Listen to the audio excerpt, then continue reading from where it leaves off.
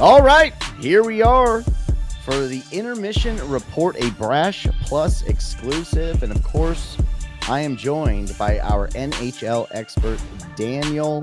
Josh could not join us today. He's a little bit jet lagged from a long weekend and a long travel. So we're letting him just sit this one out. But we needed to dive into the NHL season because things have kicked off.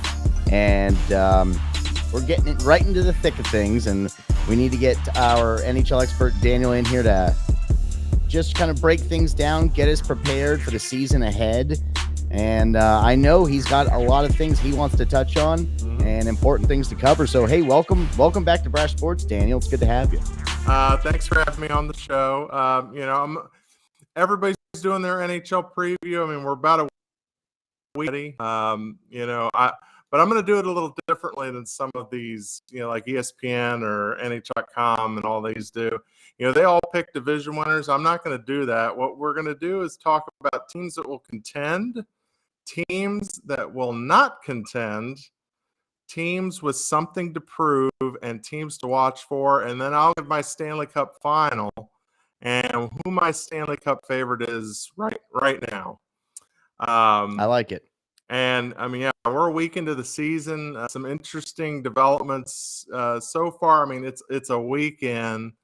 You got a few surprises, like Edmonton is winless in the first week, which they are. Just not to skip ahead, but they are one of my contenders for the Stanley Cup, and they're kind of slow out of the gate. But it's only a week. Yeah. There's 82 games. So early. So early. You can't dismiss them yet. And then you have a couple of surprises, like the New York Rangers are actually off to a decent start. And you got the Boston Bruins just kind of picking up where they left off. And so those are just a few observations from week one. But we'll start in the West and who will contend. And it should be no surprise that my three teams are Vegas, Colorado, and Edmonton. Three of the best teams last year, going to be three of the best teams again this year.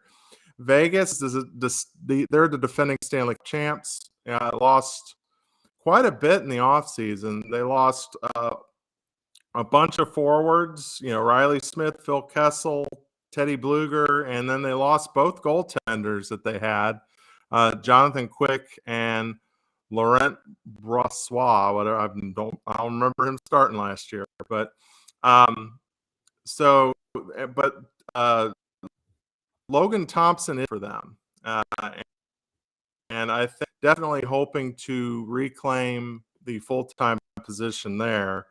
But Vegas is loaded in that George McPhee, their president, does so well is he stocks the minor leagues and with talent. And surprisingly, I guess he's, kind of worked it out since he was with the Caps. With the Caps, he coveted a lot of player. He's not doing that in Vegas. He's actually taking the next step with some of these draft picks and some of these developed players that they're getting in their minor leagues, and they're paying dividends for Vegas. And we're going to see that again this year. So all of these people that left, they're cycling them in with talent. So Vegas is definitely going to be one to watch. And heading into the season, Logan Thompson, their main guy, but Adden Hill is their backup, and he wants to be the starter too. So it's going to be a healthy competition. It could be a good tandem to watch. And so far, like I said, Vegas is 2-0 to start the year with wins over Seattle and San Jose. Just looking really good, really sharp early. And the next team is the Colorado Avalanche. They added forward depth, adding Ross Colt, Jonathan Drouin, Thomas Tatar, and Miles Wood. They also added Ryan Johansson in a trade with Nashville. That should bolster their second line. Georgiev is their starting goaltender and most likely one of the Vezina candidates for this year. He is so good in goal.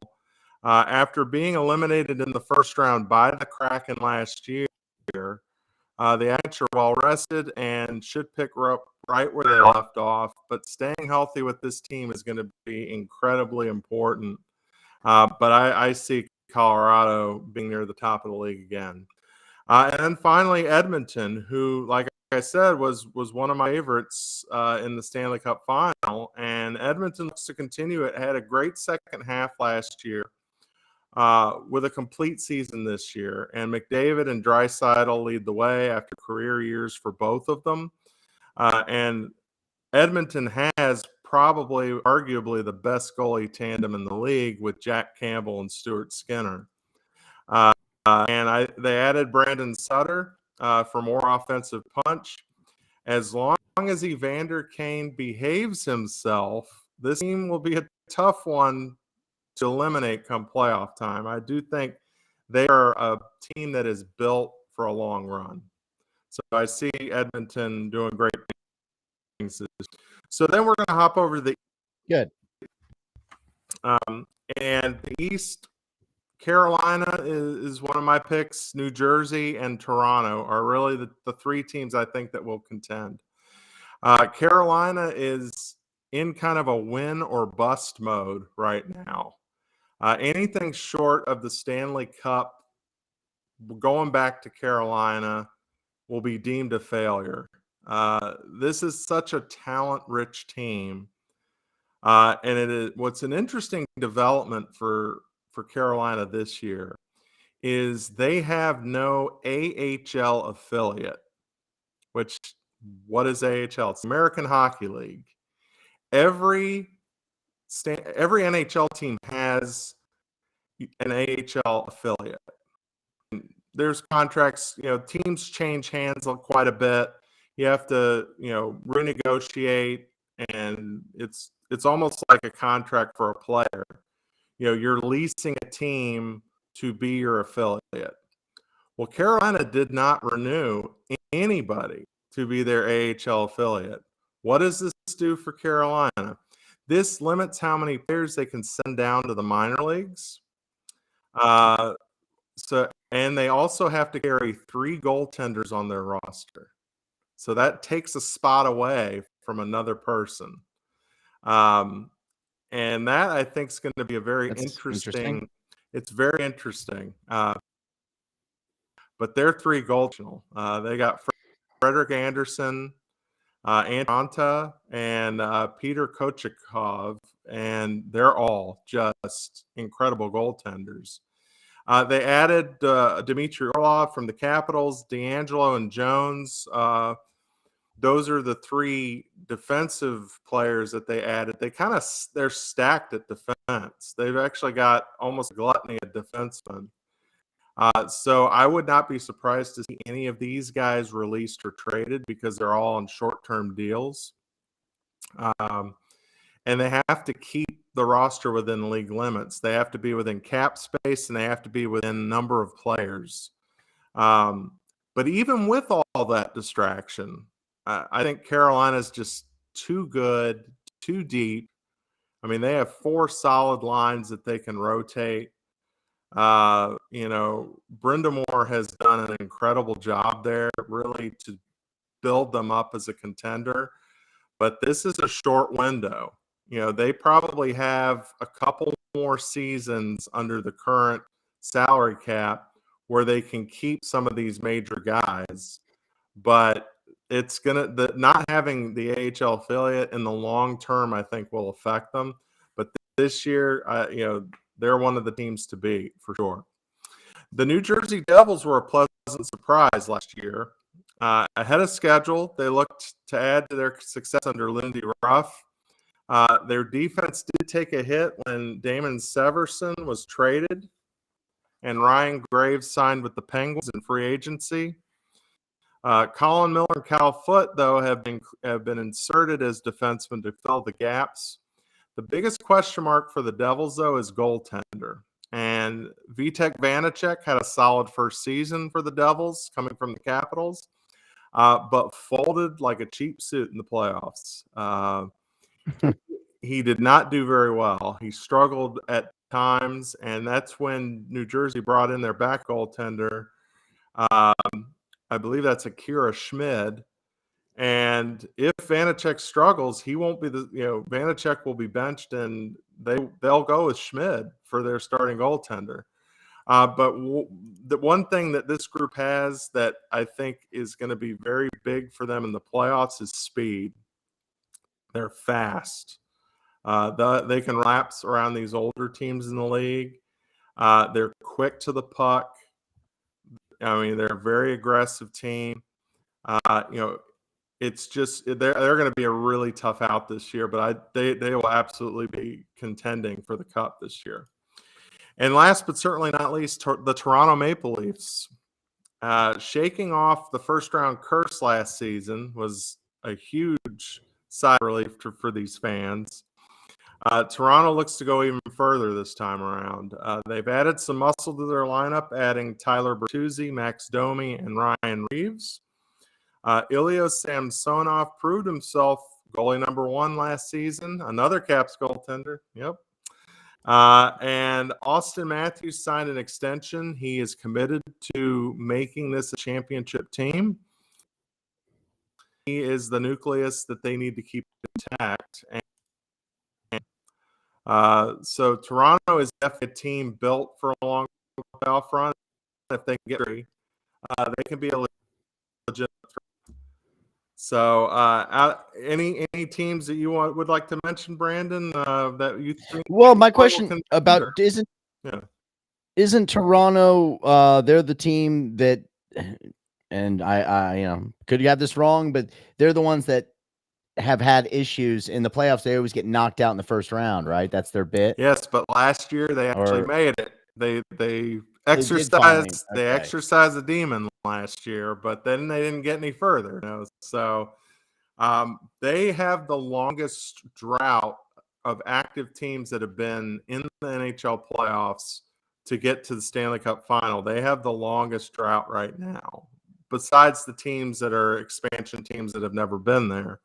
But Toronto has the longest drought of getting Stanley Cup final from the last time they were there, which I think was 1970s, if I'm not mistaken. But don't quote me on that. But we're quoting you. So we go from the teams that will contend to the teams that will absolutely not contend. Good. Yeah, the bottom of the barrel. Bottom of the barrel. The San Jose Sharks is my favorite one. We're going to start in the West. San Jose, absolutely nothing to the current situation. They traded Erik Karlsson to the Penguins. They also signed goaltender Mackenzie Blackwood to a 2-year, $4.7 million extension. Yeah. This is after he was statistically last in the NHL in goals against with 3.79 and a .881 save percentage, which was 30th in the league. My question is why? There's so much better talent out there, and yet there's stuff Blackwood, and just don't understand why you pay $4.7 million for bottom of the barrel. And, the Sharks will absolutely struggle. And I think they're going to be bottom feeders once again. I mean, who's their general manager? Is it Vinny Serrato? No. What is his name? He was on the Caps. Mike, can't remember his last name. Mike Greer. That's Mike Greer. Mike Greer. Yep. Mike Greer. I don't know. I scratch my head. He thinks Blackwood has potential, and I'm like, okay. You could stick me in goal, and I can't even skate, and I'd probably get a little bit better goals against average than he would. But anyway. Yeah, it's a bummer. It's a bummer for San Jose. I mean, I remember they were great. It feels like it was like what, when Thornton 10 was years there, ago.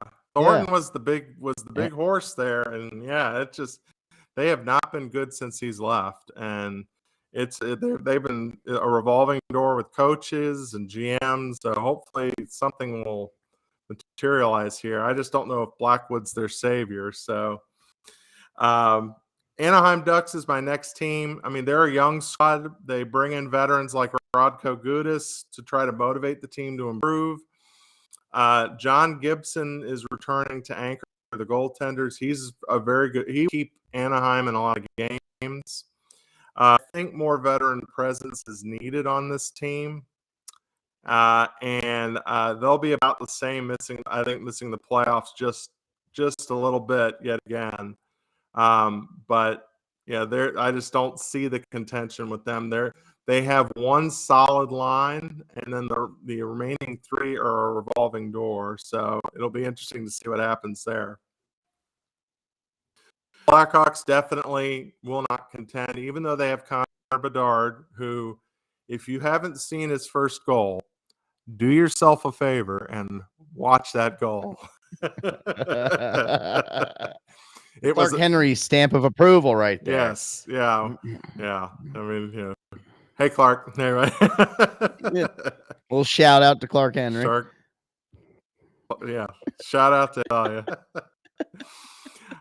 rebuild is in full effect in Chicago, and Connor Bedard knows it. When he was talking with the Blackhawks, they explained to him, we're going to build a team around you, but it's going to take several years to do that. And typically a rebuild takes about 3 to 5 years. And I think Chicago's probably going to be on the shorter end of that. So probably 3 seasons.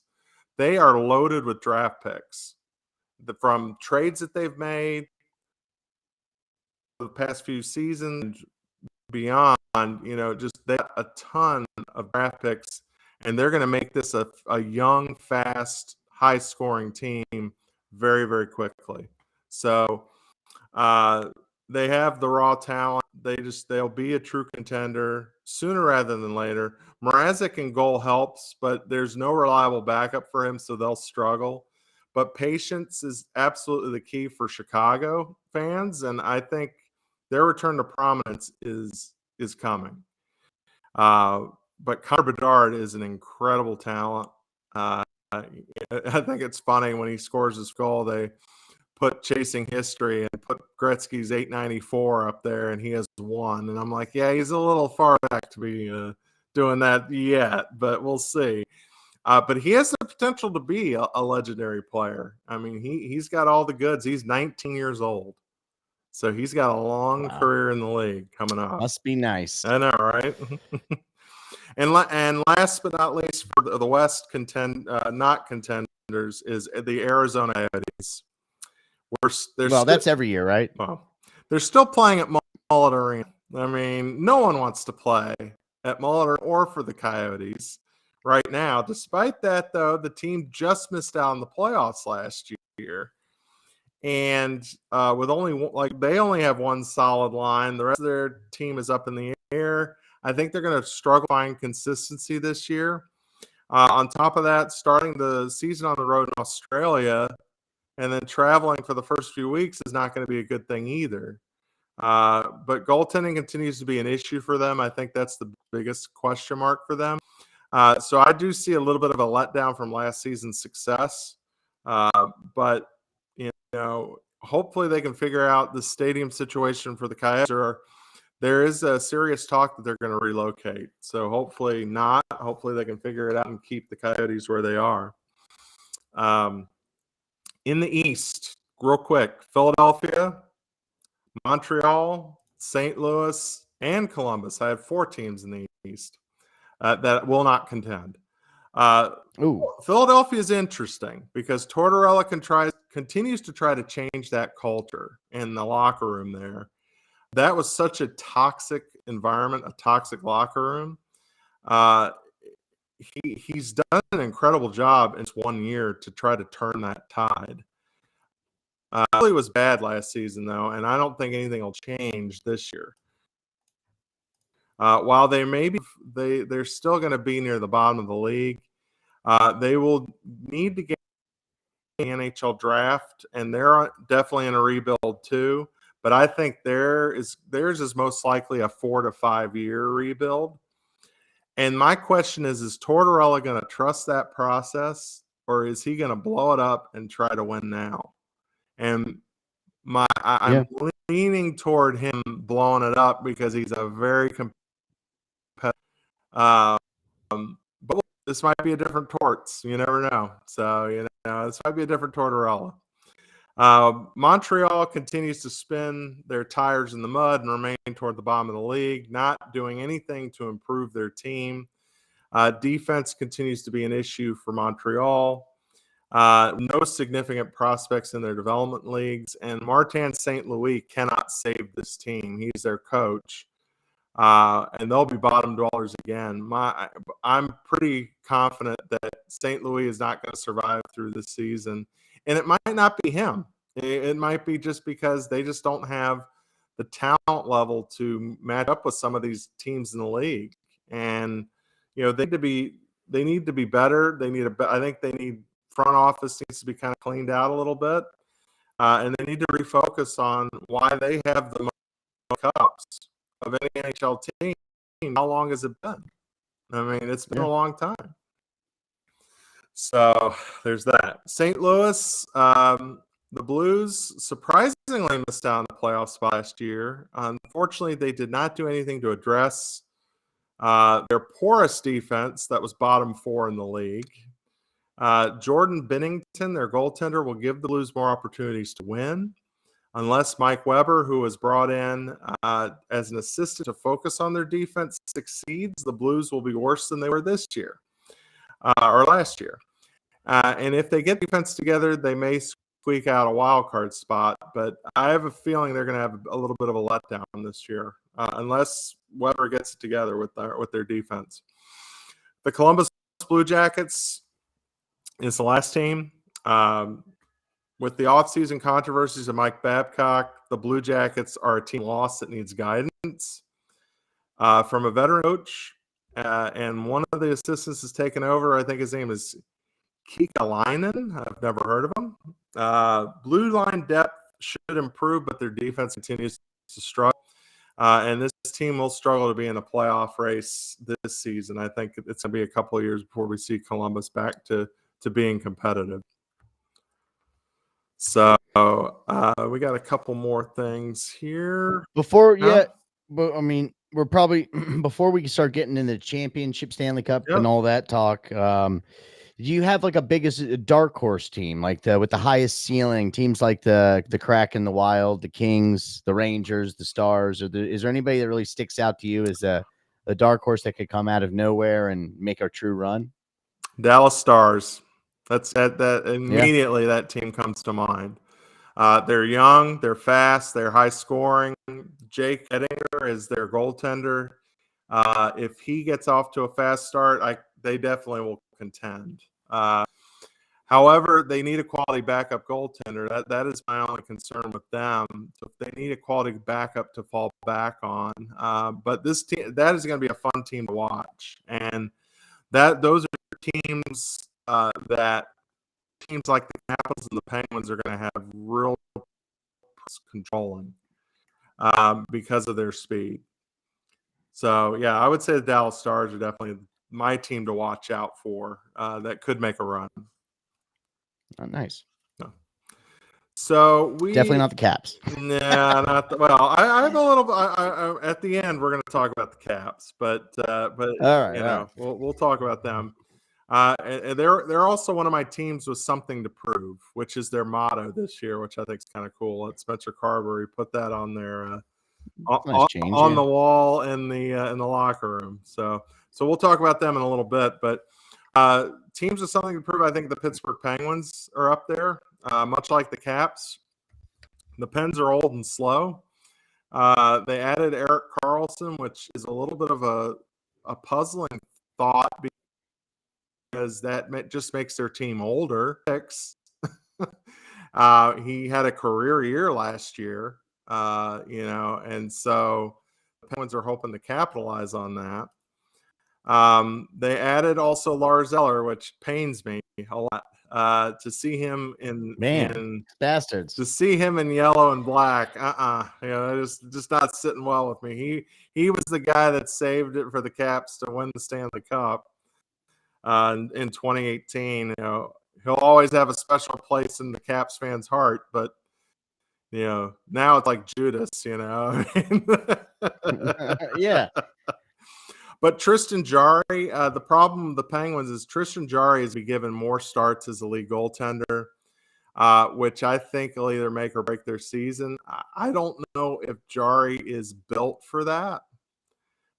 He's going to be given a lot more starts than he had last year. And if he struggles, there's no one behind him to pick up the slack. And Crosby and Malkin are still talented, but the wear and tear, the mileage is starting to show. And improve. They improved as week 1 went on. Of course, dominating the Caps on Friday night 4-0. Yeah, well. But One game. We'll let them have it. They'll be an interesting team to watch. It's the wear and tear on the team that I think is going to be the most concerning for them.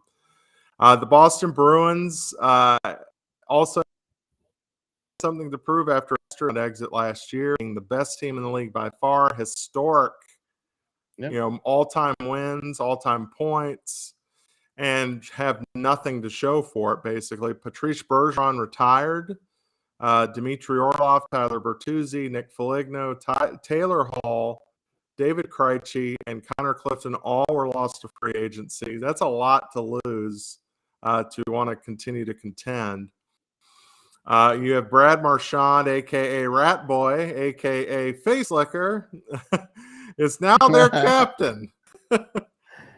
Face Licker. Yes. All right. Oh, he loved to do that. He loved to lick their ears, and I was like, what the heck is his problem?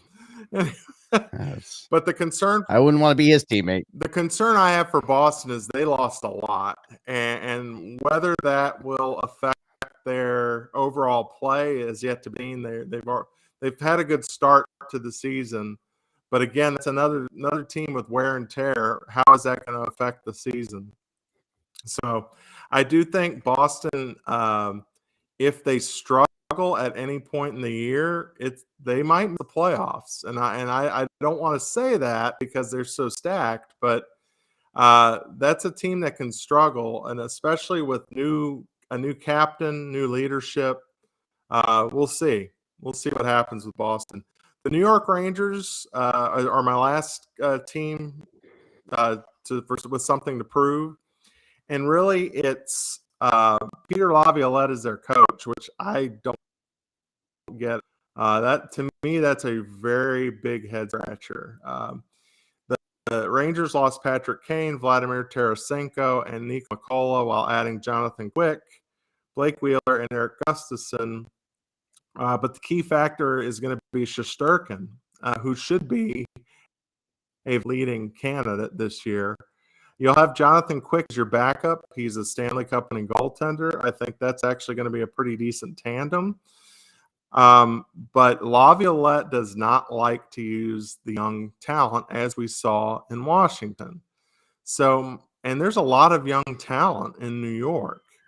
So that's my concern, is that he's not going to utilize that young talent, and he's going to do exactly to the Rangers what he did here. So I think this is a team that's going to struggle to find their identity. Right now they're doing well. They had 2 quick wins this week.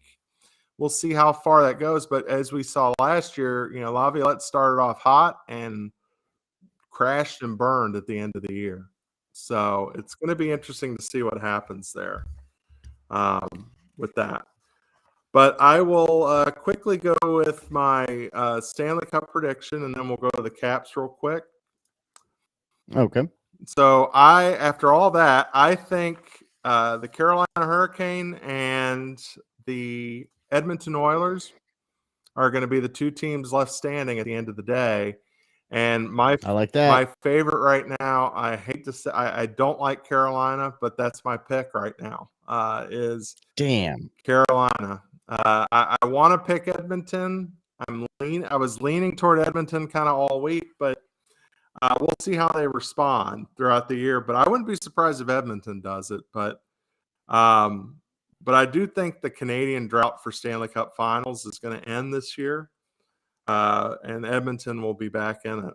So should be a good competitive year. I mean, there's a lot of wide open ice this year for new teams to come in and really show what they can do. And the Washington Capitol definitely have something to do, and we're gonna kind of segue into that.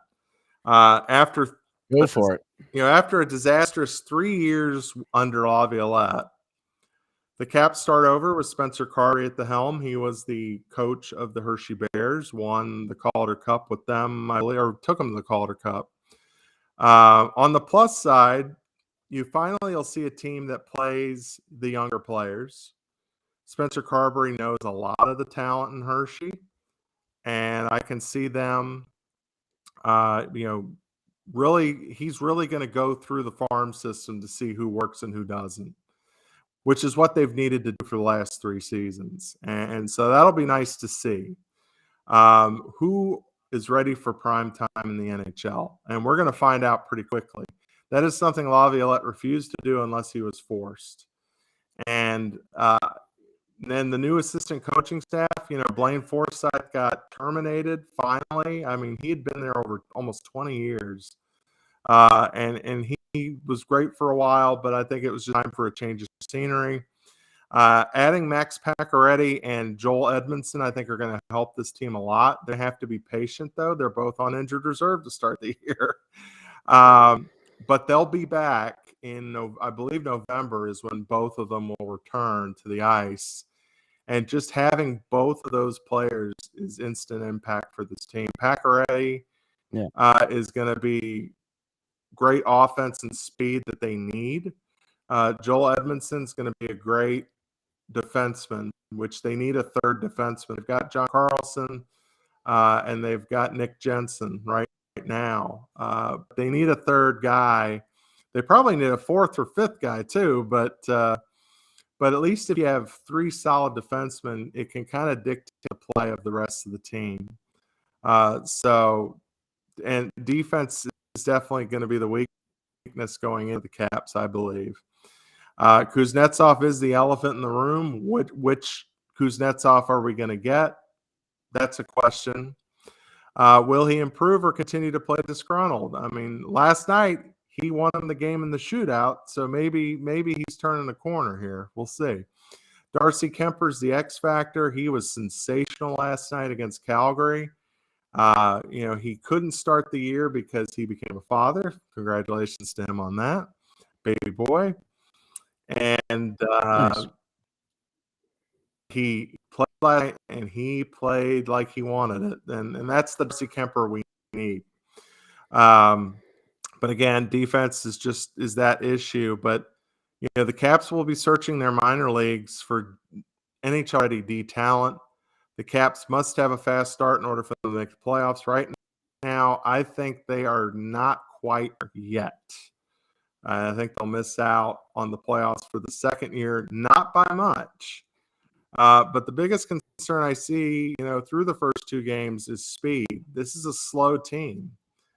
The Caps don't have the speed to match up with teams like New Jersey and Dallas and Vegas, even for that matter. And that's going to be challenging for them. They're going to have to change the way they set up their offense in the offense zone. It's kind of like in basketball when you have a half-court offense. That's what their Caps are going to have to do in their zone. They're going to have to set up kind of like a half-ice zone where they can have crisp passing and accurate shots. And that's the other thing. The shots are difficult to come by so far. Caps right now, 42 shots in 2 games compared to 75 for their opponents. And the power play is 0 for 6. Right.